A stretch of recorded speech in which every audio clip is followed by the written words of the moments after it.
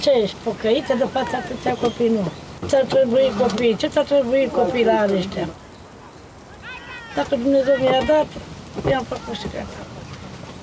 M-a întrebat că cine de mâncare, dar zic, uite, să ia zăpada, da, uitați, și pe aici s-a luat zăpada, zic, îi duc acolo la mine la țară, uite, e ierba așa. Îi pun acolo în petecola, după aia, după ce mănâncă de acolo, îi mut dincolo și zic, uite așa. Ea a fost operată de 3 ori.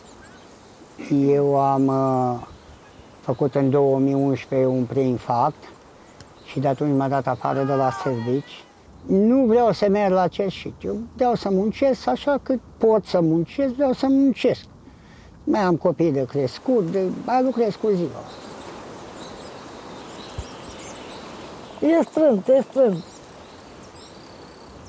E ca la stână, e chiar aceea în marginea satului, în scândură. Și de-aia am îmbrăcat-o și cu carpete, să mai ție frig. E frig, dar facem focul, că dacă nu, de multe ori și cu foc în sobă, Cel apa pe sobă și nu tot. se vede afară.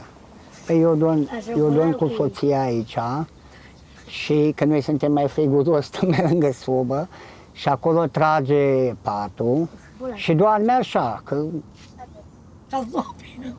între pat și ăla mai doarme unul. Și doarme așa. Nu mai scriu. Stai că nu mai are multe gente. Și mulțumim lui Dumnezeu că sunt comenzi. Uite mă și asta carnetul meu.